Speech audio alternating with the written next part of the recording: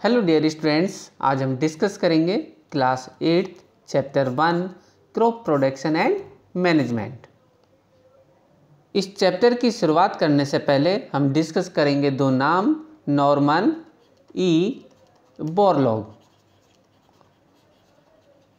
और दूसरा नाम है MS स्वामीनाथन। ये दो वो नाम हैं जिन्होंने एग्रीकल्चर के फील्ड में एग्रीकल्चर के प्रोडक्शन को बहुत तेज़ी से बढ़ाया है।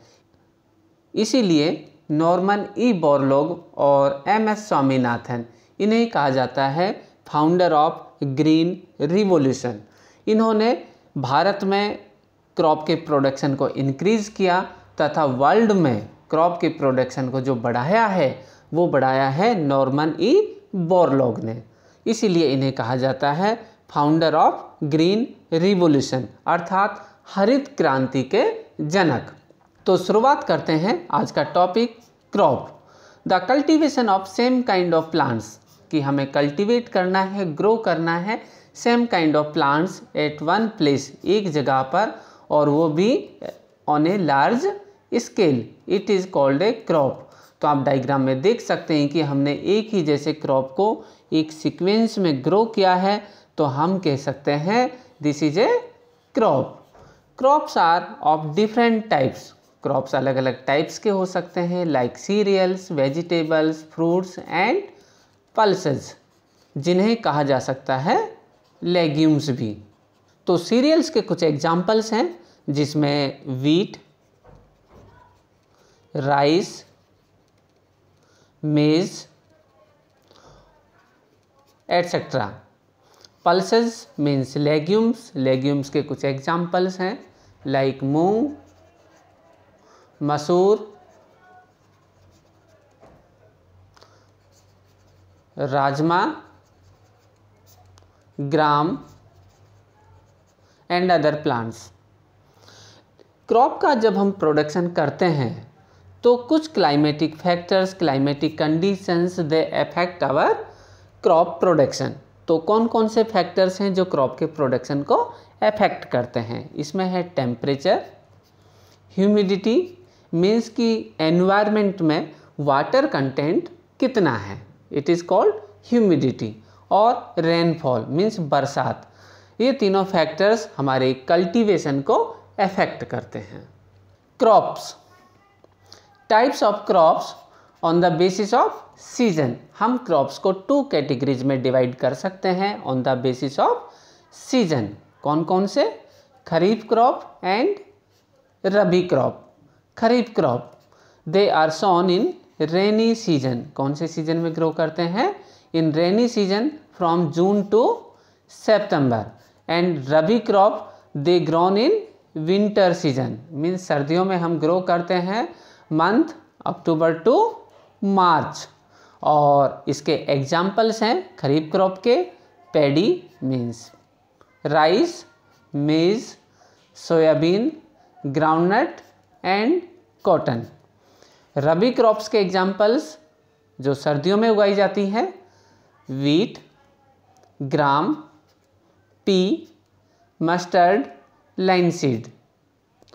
जब हम बात करते हैं क्रॉप के प्रोडक्शन की तो सवाल आता है कि क्रॉप का प्रोडक्शन कैसे किया जाता है। तो जब हम क्रॉप का प्रोडक्शन करते हैं तो इसमें कुछ एग्रीकल्चर प्रैक्टिसेस इंक्लूड होती हैं कि एग्रीकल्चर की कौन कौन सी क्रियाएं होती हैं। तो यहाँ पर जब हम एग्रीकल्चर की स्टेप्स डिस्कस करते हैं तो सबसे पहले हम डिस्कस करेंगे preparation of soil. Second, sowing means पौधों को उगाना। Third, adding manure and fertilizers, कि जब हम क्रॉप उगाते हैं, ग्रो करते हैं, तो हमें ऐड करना होता है मैन्योर एंड फर्टिलाइजर्स, जिससे कि फसल की ग्रोथ, क्रॉप्स की ग्रोथ बहुत बेटर हो सके। Irrigation means supply of water to crop. Protecting from weeds, unwanted plants जो खेत में एग्रीकल्चर फील्ड में ग्रो हो जाते हैं, हमें उनसे प्रोटेक्ट करना है। हार्वेस्टिंग मतलब फसल की कटाई, और लास्ट स्टेप होगा हमारा storage. The first step is preparation of soil. जब हम सॉइल को प्रिपेयर करते हैं किसी भी एग्रीकल्चर क्रॉप के लिए, तो हमारा पर्पज़ होता है loosening and turning of soil, कि जो सॉइल है उसे थोड़ा सा लूज किया जाए और छोटे छोटे टुकड़ों में टर्न किया जाए।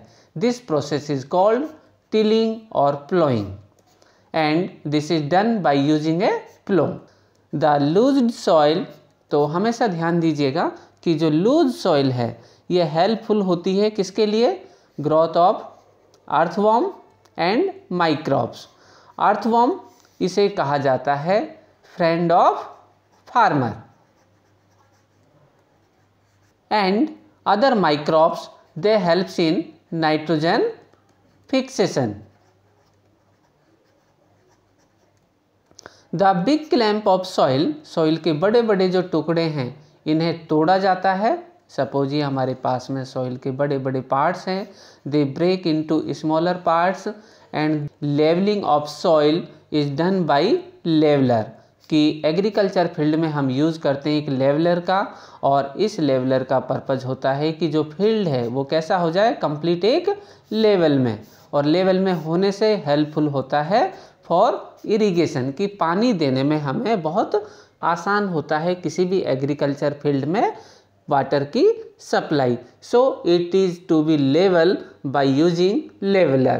प्लो, तो आप डायग्राम में देख सकते हैं कि हमारे पास में एक प्लो, और प्लो का प्लो शेयर ये होता है एक ट्राइंगल शेप का, और इस ट्राइंगल शेप का जो बेस रीजन है ये बना होता है आयरन का, जो कि काफ़ी हार्ड होता है, और ये कनेक्टेड होता है प्लो शाफ्ट से, प्लो शाफ्ट, और ये भी बना होता है वुड का, and plough shaft it is connected with beam, इस तरह से।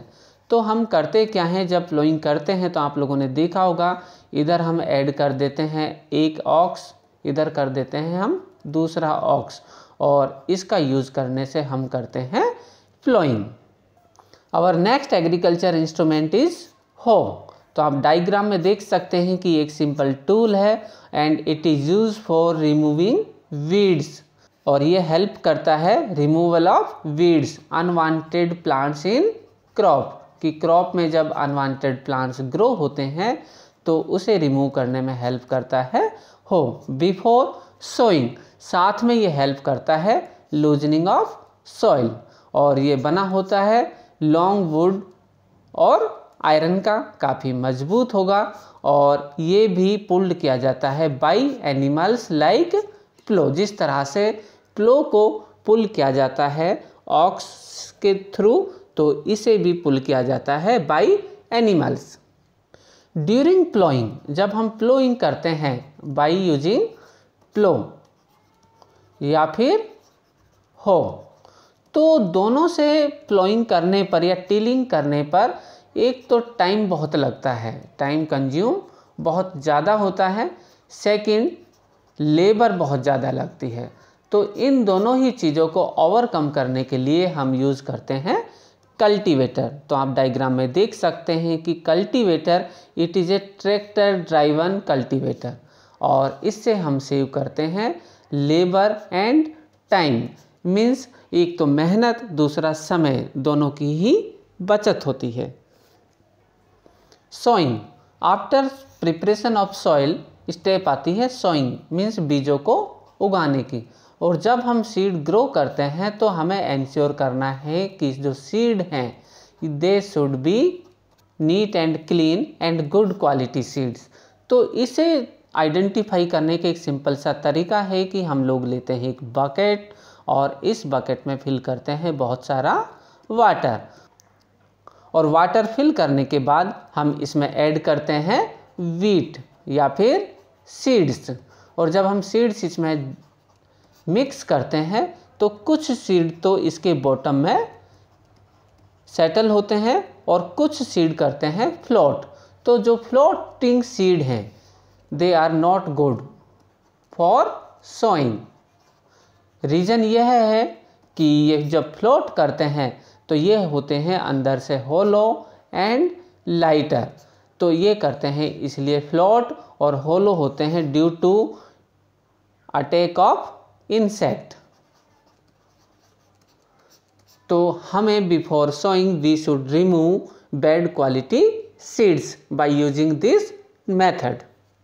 सोइंग के लिए हमें ज़रूरी है कि कुछ ऐसा मेथड हो जिससे कि हम कम समय में लगभग पूरे एग्रीकल्चर फील्ड में क्रॉप के सीड्स को ग्रो कर सकें।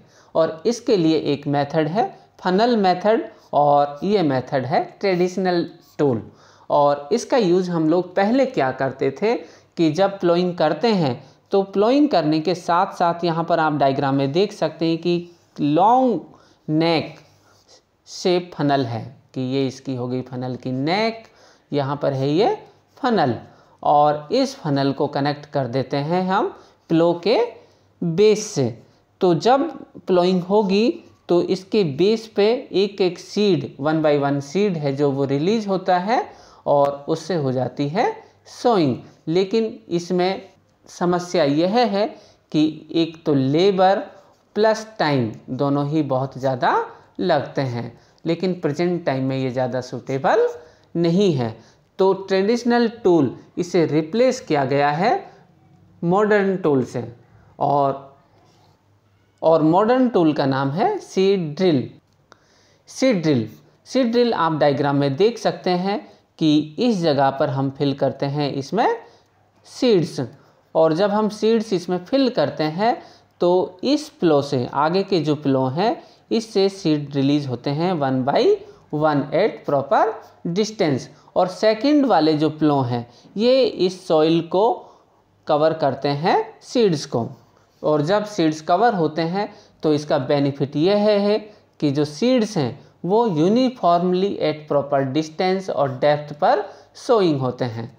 Second, seeds get covered by the soil after sowing, कि जो सीड्स हैं वो मिट्टी से भी कवर हो जाते हैं, and it helps to prevent damage caused by birds. Otherwise होगा क्या कि जो बीज हमने उगाए हैं उन्हें खा सकते हैं बर्ड्स, जिससे कि क्रॉप की प्रोडक्टिविटी हो सकती है कम।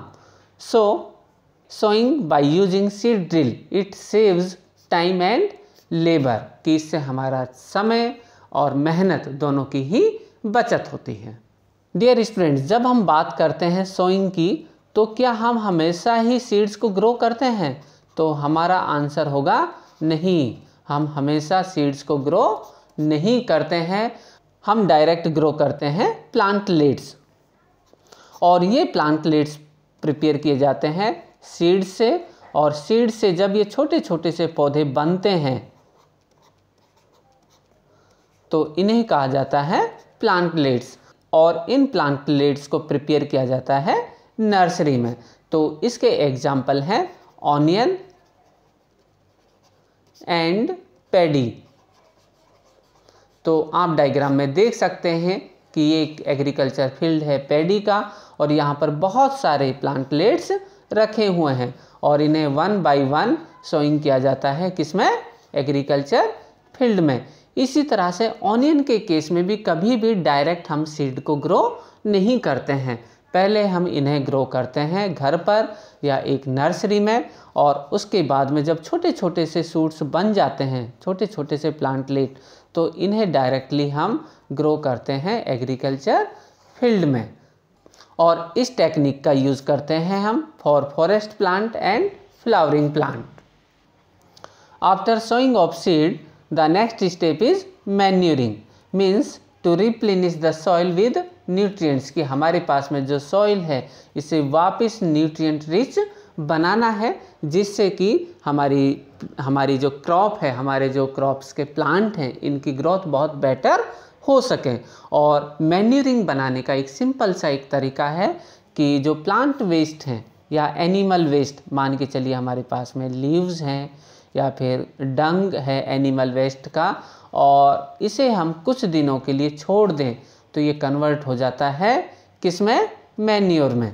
और मैन्योर में ये कन्वर्ट होता है by the process of decomposition, और डीकम्पोजिशन प्रोसेस में इन्वॉल्व होते हैं कौन? Bacteria and fungi.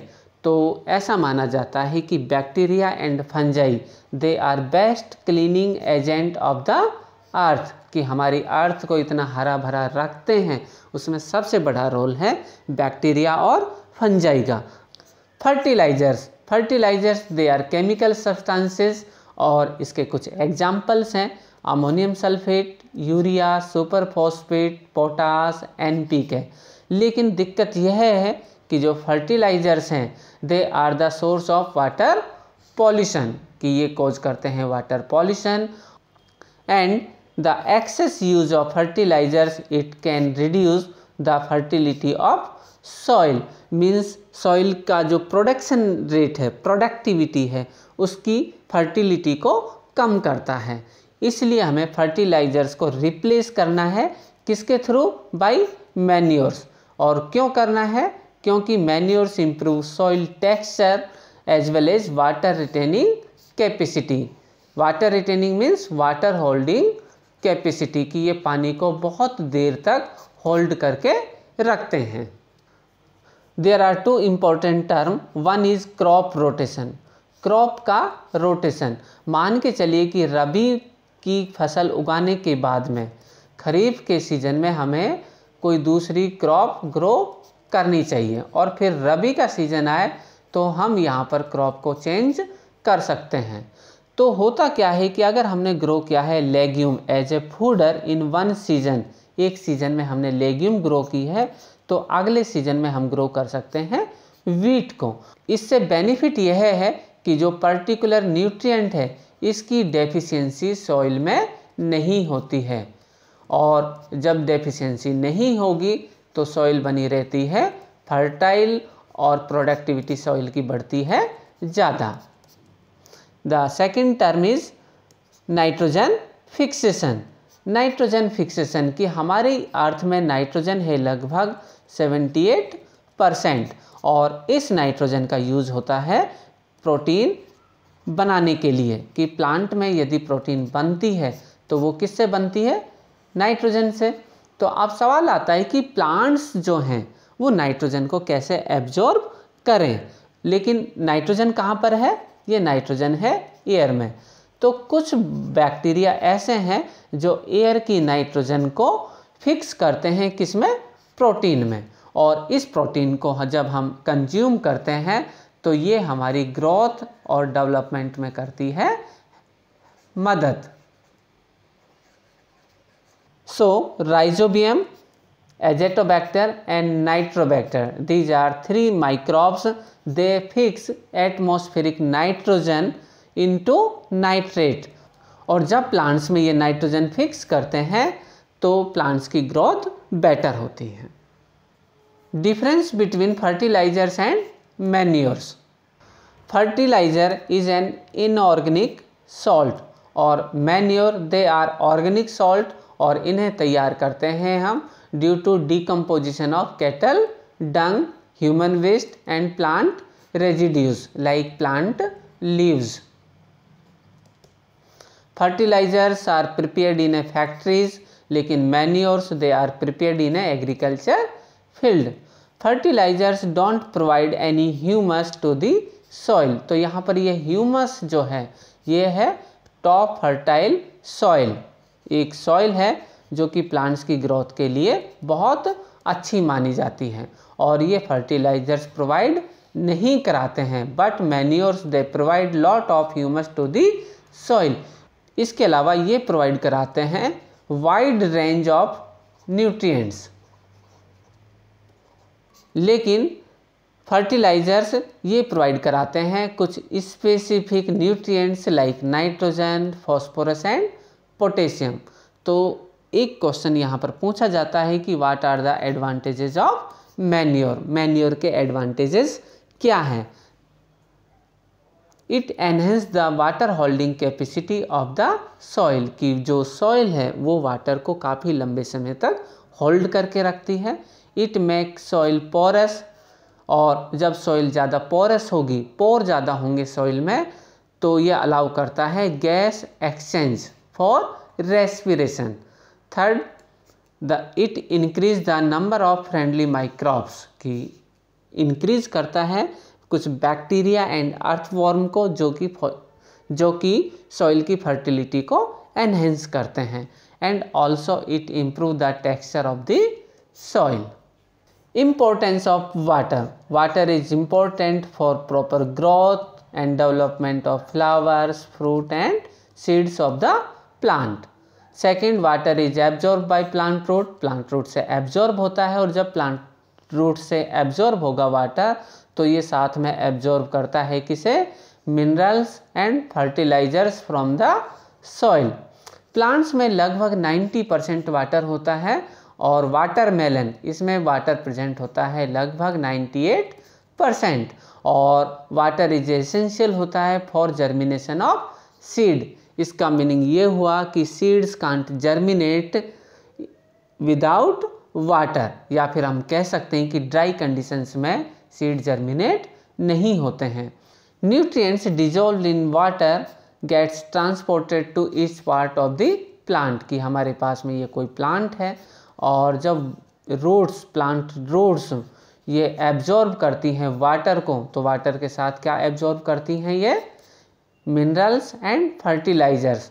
तो ये डिजोल्व होते हैं वाटर में और डिजोल्व होने पर ये प्लांट्स के एरियल पार्ट्स तक पहुंचते हैं थ्रू वाटर और इसमें प्लांट की जाइलम सेल्स इन्वॉल्व होती हैं फॉर ट्रांसपोर्टेशन ऑफ वाटर। कौन सी cells? Xylem cells. Water also protects the crop. Water किसे प्रोटेक्ट करता है? हमारी क्रॉप को from frost and hot air currents. To maintain the moisture of the soil for healthy crop growth fields have to be watered regularly. तो आप लोगों ने देखा होगा कि समर सीजन में प्लांट्स की जो छाया है, प्लांट्स की शैडो, ये बहुत ठंडी होती है क्योंकि ये जो प्लांट है यहाँ से वाटर को करता है रिलीज़ और वाटर रिलीज़ करने पर यहाँ पर क्या होती है? वाटर वेपर्स प्लांट्स के चारों तरफ। तो जब हम इसकी छाँव में खड़े होते हैं तो हमें यहाँ पर खड़े होने पर लगता है काफ़ी अच्छा और इसीलिए ये टेम्परेचर को करता है reduce. After adding of manure and fertilizers the next step is irrigation, means the supply of water to crop at different intervals is called irrigation. कि ऐसा नहीं है कि हमारे पास में क्रॉप है और क्रॉप को एक बार पानी देने पर हम उसे कह देते हैं इरीगेशन। नहीं, we should be supply of water at different level to crop और इसे कहा जाता है irrigation. Source of irrigation: wells, tubewells, pond, lake, river, dams and canals. Traditional method of irrigation: इसमें कैटल और ह्यूमन लेबर का काफ़ी ज़्यादा यूज होता था, लेकिन प्रेजेंट टाइम में हम ट्रेडिशनल मेथड का यूज़ नहीं कर पाते हैं due to shortage of water. यहाँ पर आप डायग्राम में देख सकते हैं कि हमारे पास में 4 टाइप्स के ट्रेडिशनल मेथड हैं, जिसमें मॉट, इसमें एक पुली सिस्टम होता है जिससे हम पुल करते हैं वाटर को। Second, chain pump. थर्ड, रेहेट, और इसमें होता है एक लीवर सिस्टम और एक है ढेकली। लेकिन ये चारों ही सक्सेस कब हो सकते हैं? जब सॉइल में हमारी जो लैंड है इसमें वाटर बहुत ज़्यादा अमाउंट में होना चाहिए, लेकिन प्रेजेंट में पानी की हो चुकी है शॉर्टेज, इस वजह से इन मेथड्स का यूज हम नहीं कर पाते हैं। एग्रीकल्चर में क्रॉप का प्रोडक्शन तो बहुत ज़रूरी है फॉर ह्यूमन लाइफ, लेकिन वाटर की शॉर्टेज होने पर हमने हमारे इरिगेशन मेथड को चेंज कर दिया है। मींस मॉडर्न मेथड में हम यूज़ करते हैं sprinkler system and drip system. Sprinkler system it is more useful on uneven land, कि हमारे पास में एग्रीकल्चर फील्ड अनइवन है तो वहाँ पर भी ये काफ़ी यूज़फुल हो सकता है और पानी की शॉर्टेज होने पर तो यूज़फुल होता ही है। तो हम इसमें यूज़ करते हैं ये परपेंडिकुलर पाइप्स, और इन परपेंडिकुलर पाइप्स के जो एंड है इसे हम कनेक्ट कर देते हैं यहाँ पर रोटेटिंग नोजल से। तो रोटेटिंग नोजल से जब इसे कनेक्ट करते हैं तो इससे रिलीज होता है वाटर लाइक ए रेन, बरसात की तरह से इससे पानी रिलीज होता है और ये चारों तरफ वाटर की यूनिफॉर्मली सप्लाई करता है और ये काफ़ी यूज़फुल है for sandy soil. The second modern method is drip system, और ड्रिप सिस्टम में हम वाटर सप्लाई करते हैं drop by drop at the position of the root. तो आप डायग्राम में देख सकते हैं कि हमारे पास में अगर ये कोई प्लांट है तो इसके रूट में हम लोग वाटर सप्लाई करते हैं। And it is best technique for watering fruit plants, garden and trees, क्योंकि इसमें ड्रॉप बाय ड्रॉप जब हम वाटर सप्लाई करते हैं तो वाटर का वेस्टेज नहीं होता है। And it is a boon, एक तरह से वरदान है in regions where availability of water is poor, खासकर डेजर्ट एरियाज में एक वरदान की तरह ड्रिप सिस्टम काम करता है। Our next point is protection from weed. Weeds क्या हैं? अनडिजायरेबल प्लांट्स में grow naturally along with the crop, कि हमारी क्रॉप के साथ कुछ अनडिजायरेबल प्लांट्स ग्रोथ करते हैं, इन्हें कहा जाता है वीड, और वीड के रिमूवल को कहा जाता है वीडिंग। अब सवाल आता है कि वीडिंग ज़रूरी क्यों है? ज़रूरी इसलिए है क्योंकि हमें ग्रो करना है क्रॉप, और क्रॉप के साथ कौन ग्रो हो जाते हैं? वीड्स। तो ये करते क्या हैं कि क्रॉप के न्यूट्रिएंट्स को, लाइक वाटर, न्यूट्रिएंट्स, स्पेस और लाइट, ये करते हैं एब्जॉर्ब, और जब ये एब्जॉर्ब करते हैं तो हमारी जो क्रॉप है इसकी ग्रोथ हो जाती है कम, लेस। अगर प्रोडक्शन कम होता है, लेस होता है, तो फार्मर्स की काफ़ी मेहनत बर्बाद हो जाती है। तो इसीलिए हमें रिमूव करना चाहिए किसे? वीड्स को। The second is weeds interfere even in harvesting. जब हम फसल की कटाई करते हैं तो कटाई करते वक्त भी हमें इन्हें रिमूव करना चाहिए, क्योंकि ये इंटरफेयर करते हैं हार्वेस्टिंग में। और सबसे बड़ी बात यह है कि कुछ वीड्स दे आर पॉइजनस, कुछ जहरीली होती हैं for animals and also human being, so weeds should be remove before harvesting. अब सवाल आता है कि वीड्स को कैसे कंट्रोल किया जाए। तो वीड्स को कंट्रोल करने के कुछ मेथड्स हैं।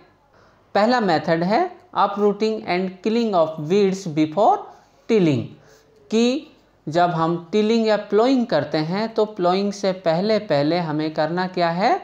इन वीड्स को अपरूट कर देंगे या फिर किल कर देंगे।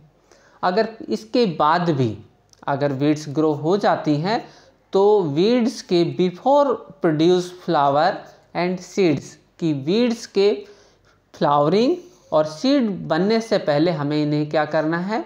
अपरूटिंग करनी है। और अगर अपरूटिंग नहीं कर पाते हैं तो बाय यूजिंग खुरपी, खुरपी एक छोटा सा इंस्ट्रूमेंट होता है और इसके थ्रू हम वीड्स को कट कर देते हैं close to the ground, grounds के बिल्कुल क्लोज में।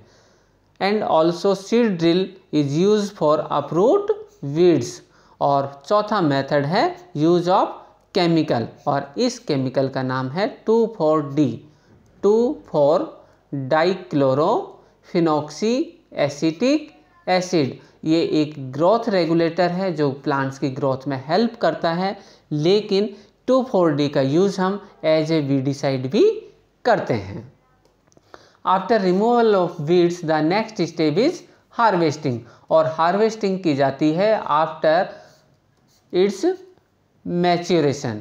जब फसल पक जाती है तो हम करते हैं हार्वेस्टिंग, और इसमें लगता है लगभग 3 to 4 months for cereal means wheat और अदर ग्रेन्स के मैच्योरेशन में लगभग 3 से 4 महीना।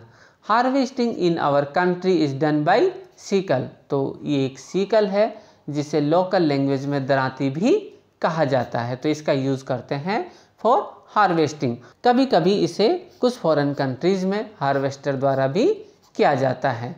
जिन किसानों के पास में बहुत बड़ी एग्रीकल्चर लैंड होती है तो वहाँ पर इसे मैन्युअली करने के बजाय हार्वेस्टिंग की जाती है बाय मशीन, और इस मशीन को कहा जाता है harvester. After harvesting the grain seeds to be separated from the chaff, कि हमारे पास में जो ग्रेन सीड है इसे चाप से अलग करना है, और अलग करने के लिए हम यूज़ करते हैं कंबाइन। एक मशीन है, आप डायग्राम में देख सकते हैं, और ये मशीन दोनों काम करती है। कौन कौन से? हार्वेस्टर मीन्स कटिंग भी करती है, और ये करती है as a thresher. Means grains को सेपरेट करती है चाप से। Winnowing, winnowing it is based on wind, और विंड के थ्रू हम सेपरेट करते हैं ग्रेन और चाप को, और ये उन किसानों द्वारा यूज़ किया जाता है जिनके पास में एग्रीकल्चर लैंड काफ़ी कम होती है। The next step is storage, कि हार्वेस्टिंग के बाद में क्रॉप को सेफ रखना एक इम्पॉर्टेंट टास्क है एक फार्मर के लिए।